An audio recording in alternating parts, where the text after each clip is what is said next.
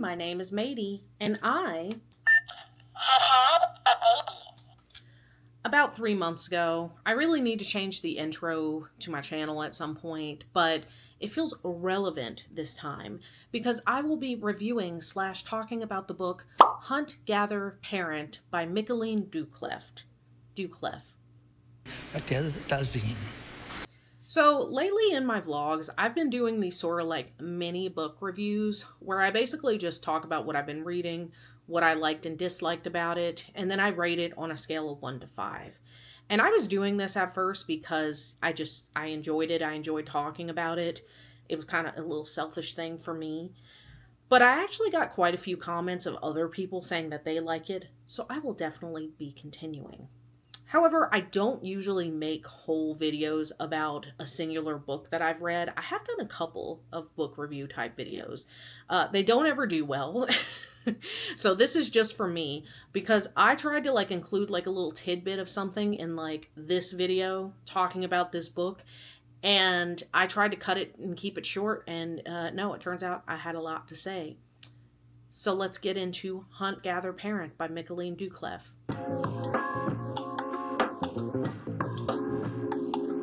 So I had actually heard about the book Hunt, Gather, Parent by Micheline Doucleff in the zeitgeist of parenting books because I feel like it is considered the parenting book when it comes to teaching your children how to participate in running the household with what is essentially the Montessori method. Young children, especially toddlers, do have this innate desire to be helpful. So by tapping into that at an early age and allowing them to help, you're essentially making it easier to raise more independent children who might not whine so much when you ask them to, pick up their plate or take out the trash one day. And I'm not here to say that this book is absolutely horrible and I hate everything about it, but I low-key think it's overrated. I'm going to side tangent because what drove me to this book was this video, and I will link it down below. And looking back, I have no idea why that video inspired me to read Hunt, Gather, Parent, because I actually disagreed with a couple of her takes for some of the other books that she mentioned in the video. In particular, one of them is because that idea that you would live to serve others first and sacrifice your own desires is not culturally celebrated. Often the message is either don't become a parent because it is too much of a sacrifice, or if you do become a parent, keep boundaries around what you're willing to give. Don't lose yourself, don't let it change you. And I think that's ridiculous. I should be open to allowing all of the relationships that come into my life to have an impact on me and to help me to grow through it, which is where Abby Halberstadt's book comes in. In this book, she's arguing for a grander purpose and opportunity in parenting by demonstrating how God can use everyday trials to radically transform how we view hardship and grow us to be more loving, joyful, and good. In her opening chapter, Abby writes, "What if my twin girls' seemingly meaningless melodramas were not a punishment, but rather a mercy from the Lord, a daily opportunity to root out impatience and self-indulgence, to grow my capacity for empathy and tenacity? What if instead of despising the hard, I embraced it with open, if faltering, arms?" I do think that there's truth to that quote, but also completely ignores the fact that for hundreds of years, women were not allowed to commiserate or to complain about the difficulties of motherhood.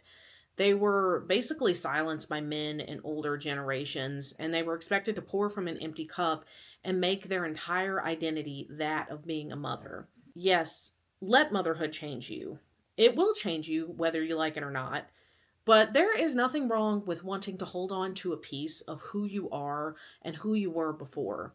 And there's nothing wrong with acknowledging, hey, this thing that I've decided to do is really freaking hard. And it feels nice to relate to other people about that. Anyway, I know that that's a side tangent within the first 5 minutes of this video, but I had to say it. I had to do it to them. I had to say it for anyone out there who feels like they were being silenced. So, yeah. With that rant aside, let's actually get into Hunt, Gather, Parent by Micheline Doucleff. I feel like I've been teasing it for a while. So, Doucleff is a journalist who had a challenging toddler named Rosie, and so she traveled to these other tribes of people around the world to see how they were raising their children. And I really have mixed feelings with how Doucleff talked about her child in this book. Because yes, as I said in my previous rant, it's okay to commiserate, But like, if I were Rosie, I would be like, wow, mom, you not only had to leave the country to consult with other people about me, but you wrote a whole ass book basically complaining about me and using me as examples in your little experiments. Okay. It's giving Leonard and and what was his mother's name? It's giving Leonard Hofstadter. Poor Rosie is going to be a Leonard Hofstadter one day. The Disappointing Child by Beverly Hofstadter. There's chapters about the potty training, and bedwetting, masturbation. But yeah, that's what she did. She set out to explore these other cultures, the Mayan, the Inuit, and the Hadzabe, if I'm saying that right, to observe them and interview them and basically to see how they do their child rearing. And to be honest, this was probably where the book shined the most for me. I really did enjoy reading about the other cultures and learning about them. At the same time, I really didn't enjoy the fact that we were kind of observing these other tribes through the lens of Michelin. I just feel like the last thing we need today is for a Western white woman to be speaking about minorities rather than letting those people speak for themselves. And I say Western white woman because that's basically how Duclef refers to parents in the United States and in Europe. Very early on, she says that it is not her intention to shame anyone about their parenting or what they're doing or what they're going through with their children. But then she spends the entire book shaming Western parents and their methods and their beliefs about what it means to raise children. And I do think that we have a lot that we can learn from other cultures, but she basically puts them on a pedestal, and never once does she talk about the challenges that they have to overcome whenever they're doing their parenting. If you were to just go by what she's saying, you would really think that they have no issues raising their children, and I simply do not believe that. So in her book, the first people she talks about are the Mayans, and to me this is probably the strongest part of the book because it gives a lot of great examples of how to include your children in running the household and those Montessori methods that I was talking about earlier in the video. Essentially, the scope of the book is her observing and talking to these people and then interpreting the lessons and teaching them in a more like Western way. Because obviously, these people live very different lives than we do, and they're in a very different environment than we're in. The issue, honestly, for me, is that I feel like she interprets their lessons in a way that is absolutely wild. She refers to having her toddler help out around the house as Rosie punching her card to be a member of the family, and that each action that Rosie does to help is essentially paying into being part of the family, which is like weird to me. I'm gonna be honest, because like if she didn't help, are you gonna disown her? Like she never says that, okay? She never says that. I just don't understand the analogy, I guess. And I kept waiting for her to bring me around to understanding her point, and she never really does. It's just a weird way to put it. There's also this portion in the book where she talks about how she thinks that we're overly praising children and how you should offer children little to no praise. This is actually a complicated subject because there is some truth to this, but it's not really covered in the book properly. For example, did you know that you're actually not supposed to refer to your children as smart because it creates a fixed mindset within them? I thought that this was really weird and kind of ridiculous when I first heard it, but after listening, it kind of makes a lot of sense to me and I relate to it. Basically, by telling your child that they're smart, it enables them to work on the things that come naturally to them. So when they're struggling or being challenged by something, by a task or, something in school, they're more likely to give up because they don't feel like they have the natural tools to, complete that task or to overcome that challenge. And I definitely suffer from this because being smart is part of my identity. And for me, it's part of how others perceive me. So whenever I struggle with wrapping my head around something or just to overcome something, I really get down on myself because part of me is like, I'm smart. I should be getting this. Why am I not? And it low-key makes me question a piece of myself. And that's not really fun for anyone. Whereas praising your child for being a hard worker is just considered the better way to go. That is easier said than done, though, in my opinion, so don't judge me if y'all hear me calling Hank smart. Duclef doesn't really cover that side of it. If anything, she's talking about it as if you're like infantilizing. Infantilizing. What the hell is that word? I can never say it. Basically, you're babying your toddler by praising them. And I guess that would be a negative in the scope of the book because you're kind of supposed to be treating your toddler as a more mature, independent person. But at the end of the day, they are a toddler. So, like, where does that begin and end? One of her parenting tips is also to refer to her toddler as a baby when Rosie doesn't want to act a certain way.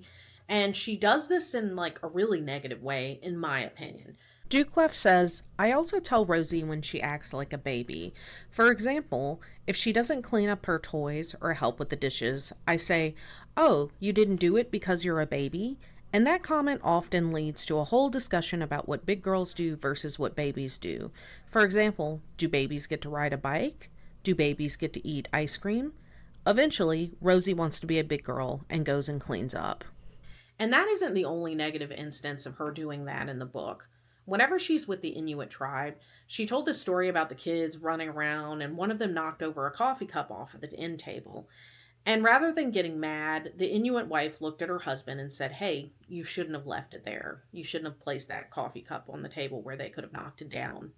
And sidebar, this actually kind of feeds into another parenting tidbit I've heard before that I will try to find the clip and put here. About to punish my children, I have to make the decision, are they misbehaving or are they just acting their age? My oldest son is 4. He likes to do stuff himself. He likes to get his own glasses of water. That's his new thing. But he always fills his water cup up to the very top of the brim and then he spills it everywhere. So there are just puddles of water all over the house whenever he tries to get his own water. But I'm not gonna punish him for that because he's 4 and that's normal. On the other hand, if he thinks I'm not looking, he'll give his younger brother a big shove and he will get in trouble for that because spilling water, just being a kid. Pushing your brother, just being a jerk. I really think that that's a great lesson and one that feeds into the story. Toddlers are clumsy and they will be running into things, and you should expect that of them and not get mad at them for being toddlers, for acting their age, which is something Duclef talks about and she agrees with this. But then at the same time, in an earlier part of the book, she also talked about not taking her child to any more like child-centered activities, with her like big example being like she's not going to buy the $10 slice of pizza at the children's museum that Rosie won't even eat anyway. There's this weird juxtaposition between your house being a place that's for children, but also not taking your children to child-specific places, and I never really got her mindset on that. Because you're supposed to be treating your children more like adults, or at least very much older children. You're not supposed to be infantizing them. I can't say that word. Infantilizing. Probably her wildest take in the entire book was actually from the Inuit tribe and how they live. So the tribe she was with lives off the Arctic Circle, and they tell their children that there are monsters in the water, so the kids don't try and get into the water and potentially drown. Is that extreme? Yes. But also so is drowning, so it's really not for me to condone or condemn it either way. So Duclef takes the story like she does with all of the lessons, and she westernizes it to fit into her life. And I was so shocked at what she said that I legitimately took a picture of it on my Kindle. I don't own a copy of this book, I just got it from the library. Okay, so basically to give you guys some like context, Rosie was trying to get something out of the fridge, and she would not close the door and was ignoring her mother asking her to close the door. Now, she says she tried pleading with her. She's just getting ignored. Now, I don't understand why Duclef didn't just go shut the refrigerator door. So, with a half-serious, half-playful tone, I say, there's a monster inside the fridge, and if he warms up, he's going to get bigger and bigger and come and get you. Then I point at the refrigerator and make my eyes wide and exclaim, oh my goodness, there he is! Holy moly, you should have seen the look on Rosie's face. She closes the refrigerator door faster than a jackrabbit. Then she turns around with a big smile on her face and says, Mama, tell me more about the monster in there. Now, I guess I don't know all children, but like that last part in particular, I will take things that never happened for $500, Alex. I just don't buy that happened. I low-key think she's traumatizing her child for, like, not wanting to close the refrigerator door. I'm, like, editing this video now, and I feel like I did not even, like, really touch the surface of how far the whole monster thing goes. She's got even more than that. I actually found this on Amazon because I was kind of looking at other people's, like, reviews, and somebody else was pretty flabbergasted by this. The sharing monster. The sharing monster lives in a tree outside the kitchen window. When little kids don't share, he grows bigger and bigger. Eventually, he could come out, snatch you, and take you up the tree for 7 whole nights. And you know what he feeds little kids? Nothing but cauliflower and Brussels sprouts. The yelling monster. He lives in the ceiling and listens through light fixtures. If little kids yell too much or make too many demands, he comes down through the lights and snatches you away. Just to be clear, the yelling monster means serious business early in the morning. The shoe monster. She lives in the heating duct and makes sure that kids get their shoes on in the morning and quickly, or else she'll take you down into the vent. To make the shoe monster really come to life, sometimes my husband turns on the heat just when it's time to leave the house. The sound in the duct gets Rosie to put those shoes on lightning fast. The Jimmy Jam monster. Matt came up with this one, and it has been super helpful in reducing conflict around bedtime. What in tarnation? There is a huge difference between, hey, we tell our children there are monsters in the water so they don't try to venture into the water and freeze or drown, and close the refrigerator door, you're wasting energy. Please listen, like, just get up and close the door. My God. And this is honestly one of many, many, many examples of, in my opinion, her misinterpreting the lessons that she learned from these other tribes. And it's one of the biggest issues of the book overall. Because Duclef is a journalist. She's not a parenting expert. She's not a psychologist. She's not even an anthropologist. She is a journalist. And so the lessons she's taking and implementing into her Western life are kind of anecdotal. A lot of the book is shaped around, here's a story from my travels, something that I observed or something that happened, and here's how Rosie took to it. Here's how I implemented it in my life. But the fact of the matter is, children are all different, and it's entirely possible that you may be doing a little bit of damage to your child by calling them a baby and telling them that there are monsters in the refrigerator. I can't say that she's doing damage to Rosie, but I know that there are some children out there that would be, like, not taken well to that. And like I said, I do think we could stand to learn a lot from other cultures. But let's be honest, their circumstances are a lot more different than ours. Children can freely and independently roam villages because everybody knows each other, and it's a lot safer for someone who's, like, say, living in New York. And she also doesn't address that a lot of these people have children and need to have children to contribute to the household for survival. Children are extra hands to help grow food, gather water, wash clothes, and generally tend to the house. We Western parents are privileged enough that we generally don't need our children to contribute to our house. Furthermore, the vast majority of Western families have both parents working, so they don't have as much time to take an extra 20 minutes or 5 times longer to have their toddler help out and do a task. And I say that as someone who optimistically wants to teach my toddler when he grows up to help around the house. I just feel like Micheline Duclef wrote this book with her blinders fully on. She only talked about the positives of, these other tribes, these other cultures, and none of the negatives, while only highlighting the negatives of, once again, Western parenting, without talking about the struggles or any of the positives or anything that we go through, even though she herself is a Western parent. So finally, after all that, I want to leave you with this. So whenever I decided I was going to make this into its own video, I decided I was going to do a little more research on Micheline, and I wanted to know if she had any more kids or just generally like what she's up to, see what I could find. And I found this blog post she wrote called "Even the Hunt-Gather Parent Kid Gets Stopped by the Cops." And in this post, she shared a story about how Rosie, who's now about 7.5, was riding her bike in a suburb in New Mexico, and cops came within minutes and took her back to the house because many people were concerned. Again, I'm quoting her directly. And I'm not here to debate about who's right and wrong. I definitely grew up, riding my bike all through the neighborhood. I came on home when the street lights came on. I really had nothing to worry about. Today is a very different time, but I really could see both sides of this. I really could. And it's not for me to say whether she was right or wrong for letting Rosie ride the bike.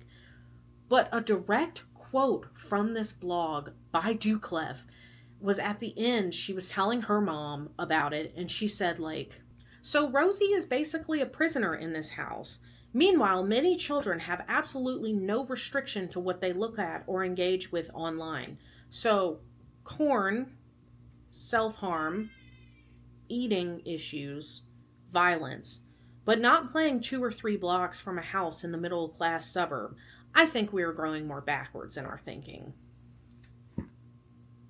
And I'm sorry, I had to censor myself there because YouTube does not like the language that she was using, not one bit. But that is a hell of a comparison.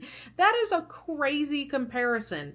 That would be like if I got stopped for speeding in a school zone and I was like, there are people out there murdering people right now. Why are you so concerned with little old me? Honestly, the way Duclev gives these extreme comparisons really, to me, highlights her thinking, and why hunt-gather-parent really did not resonate with me.